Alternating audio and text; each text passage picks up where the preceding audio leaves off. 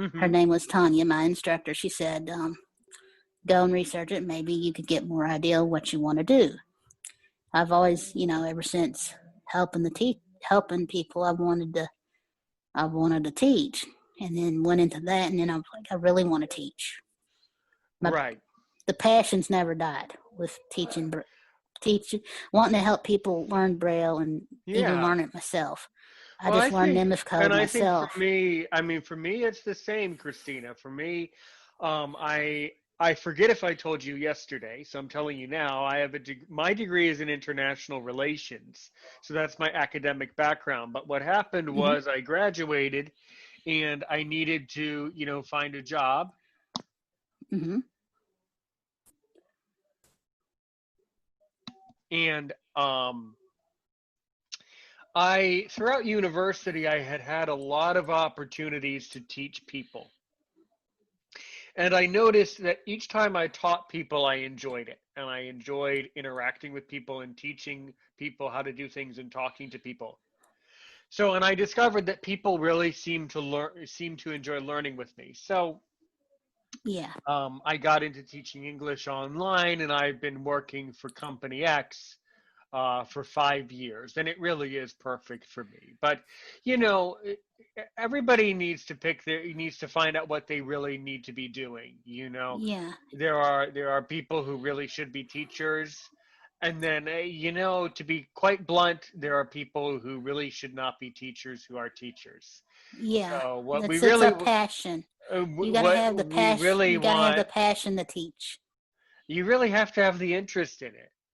and the Um, passion of whatever you're wanting to teach. right. No matter how many degrees that you have, or how much college or certificates they say, it's about how passionate you are about wanting to teach the person or people what Right. you're interested in. And the research really helped me, and that's what I would say to everybody else: go and research and learn about it, and then go volunteer and do it. And then Right. that makes you realize, okay, this is for me or it's not.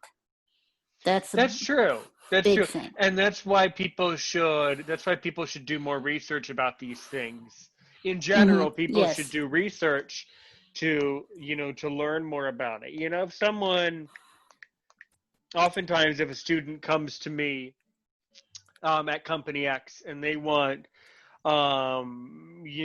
more information about something, if I know the material, if I know the answer, I tell them. If I don't know, I tell the truth. They say, I don't know. Go Google it. You do the research if I don't know the answer. That's a really important skill to be able to easily research on YouTube. YouTube is a Google product. You can do research just on YouTube. It works basically the same way, very Yeah. similar way. And so it's really easy now The to way they collect. the way they the way they taught us was just go through the Google search it down to the nitty gritty. And you went until you had that perfect fit, what you wanted, because that really gives you more around about what you're looking for. Right, right. Well, Yeah. really what it's about is it's about knowing what words to type in. It's knowing about Yeah, what and words to that search. teaches you how to. That's another thing. It teaches you how to spell, because um I went for a period I couldn't even read nothing. I couldn't read Right. print or braille. So I mean that really helped with teaching. And then now I have the phone. I ask Siri how to spell this and this. I do that too a lot of times. A lot of um what I did that today. One of my passions, one of the things that I love in life is I love snakes. And one of my goals or dreams in life is to someday have my own snake. Well, today I was watching a Facebook Live of someone who has snakes, and they were talking about the different morphs or the different colors, and I helped them because I knew what color they were trying to say. But it was like a technical word that only snake keepers would know, but I didn't know how to spell the word, so I had to figure out how to spell it, like Yeah. stuff like that. Yeah, it's yes, That's what I yeah, do. yeah. If I have to figure out how to spell the color of a certain snake, it must be pretty complicated. So it is pretty. Yeah, exotic pets get pretty crazy and pretty complicated. Yeah. I bet they do. Yeah. I also bet you don't have any snakes, but that's another story. No, no. The snakes, they stay outside. Oh, that's not it's not very welcoming, but okay. Anyway, jeez, jeez, so awfully hostile. Jeez. All right. Well, well then. So in the end, you did this research paper, and Yeah. but besides teaching Braille, were there any other types of rehabilitation jobs or tasks that interest you? Um, Not really. Just teaching. Just teaching Just to, all Braille, right, all teaching right. Braille technology. The assistive technology lady said I could teach that, and I like it, but I'm not passionate about it like I am the Braille, the mobility. Yeah, I could do that because I love the outdoors. Oh, That could be did it. you go? Did you have an O&M lesson at this training? Yes, yes, I had that when I went into the O&M training. Yeah, it was every day. Once we got started, it was, and they had different. He started you out. He was the only visually impaired and blind O&M instructor at the time in Kentucky, and he would take you to the first start you out outside the center and get to know what kind of skills you had. Before that, he started you inside. Then he would slowly move you out, and then he'd move you to the very first little subdivision um, with your little route. And then once you graduated that, he moved you to the next one. And then you've done your solo and then graduated from that to the next part that he would train you. Um, Good. And how did you find overall? How did you find this training? Do you feel, if you were going to give a review, do you think these instructors did a good job at this school? um, yes, but the O&M trainers, a lot of the instructors are not there no more. And the ones that are, I couldn't really say yes or no on, to be honest, All right, that's Aaron. fair. That's fair. Hmm. Now the assistive technology lady, she's still there. She's very good, but the O&M person has changed over time.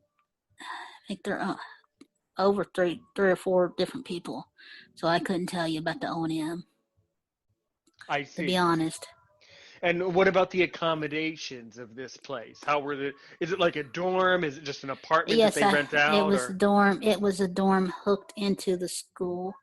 Hmm. First layer was dorms and cafeteria, and then your second layer of second story was your classrooms. So you would go up the stairs or go up the elevator and go to your classes. Hmm. And me being so far, I had to stay in the dorms. Okay. And what were some of the extracurricular activities that they encouraged you to do? Um, they didn't have any. Well, okay, that's a little Except for strange. exercising. That's about all they had. Anything that you wanted to do extra, they would take us at the time. The first time I went, they took us to Walmart every now and then. But as far as extra activities, we only had a very few because of they didn't have drivers and very few Hmm. of money and stuff. They said we went to an ice cream factory. First time I went there, we went to ice cream factory and a play. The play was on the weekend, and that's the three things that I've done the whole time I was there. Well, that's Because good. that at the time I didn't have no transportation because you have to sign up for the cab service there, I see. I see, and that and and that I costs had it. money. Yes. Sorry,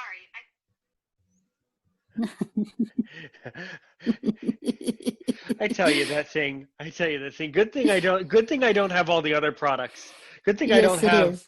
Good thing I don't have the Alexa or the home pod or the this I know pod. they're funny. They Yeah, go she off does. at any time. Yeah, she does that too. Every once in a while during the podcast, she picks it up. I think the microphone obviously magnifies my voice, so every Yeah, once in a while, yeah, she does that. Well, and basically, as we're coming up towards the end of part one here, yeah. what can you tell us about the food? The food at the time was it, two cooks. They cooked it. It was mainly um oh I'm I'm trying to even remember what it was. It was mainly stuff they salads and lunch. At lunch you would have salads and sandwiches and stuff, soups. In the morning you'd have like Pop Tarts and bananas and donuts and stuff, juice, coffee, Mm-hmm. milk, Right, and then cereal, for dinner, stuff like that. so for dinner Dinner, you would basically have the same as lunch or similar to lunch. no, different. They would Oh, cook you different. something. Oh, good. Yeah, the cooks would cook you something. That was the first time. And the second time I went to, but yeah, they would cook you meals. What do you mean? You just Uh, tell them what you want and they just cook it up, or? no, no, Oh, they had they would cook it for everybody oh, I see. because there'd Okay. be more than just me there. There'd be however many it was in the dorm at the time, because the dorm on each side would hold two people in each dorm room. Hmm. So, how many people were at this program all at Um, once? all at once. Oh shoot, they never had all the beds full. Um, I couldn't really tell you the amount, to be honest. Maybe 10, 15. Because Hmm. they had at least one bed full in each room. I That's just how it was there. They certain where they went in, and because they had more than one, people would come in and then they would graduate, Cool. and then they Cool. would leave, and then Got new it. people would come in, and Got so it. you Yeah. you Yeah. never could tell a certain number, to be honest. I see. Yeah. People kind of go in and out. Yeah, Hmm. in and out like that. Yeah, Right. Right. because some I. people learn quicker than others. Some people take more time in Mm-hmm. different areas. Right. Right. I see. And how did you find out about this This training? training center, well, from another lady over in, where was she? No, I can't. My mom was looking on the computer for I don't know how long, and we finally found this lady over in a couple counties over. I can't even remember where, and she come and said that there was this place called the McDowell, and what I want to know, what I want to come, go to it and get trained. I thought, well, yeah, because we'd been looking for since I was in my 20s.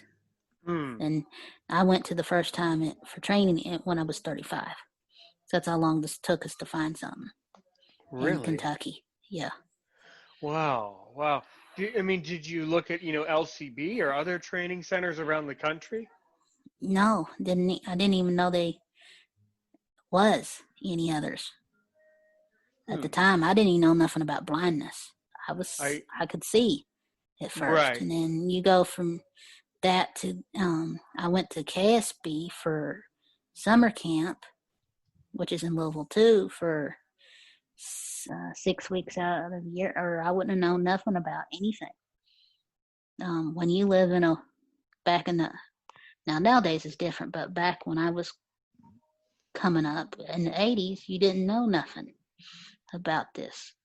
Yeah, yes. That's very true. And back in the 80s, I mean, I'm 29, so I wasn't around in the 80s, but back in those days, obviously they didn't have the internet and, you No, know, we didn't have the internet. We didn't have VIP teachers. We didn't have a lot of the amazing things you guys have now. yeah, it's a lot easier now when we come back from our break. I want I want you to talk about how it is now, how you enjoy gardening, and then from there you can talk about these different philosophical things. I'm Aaron Richmond. This is Aaron's opinion.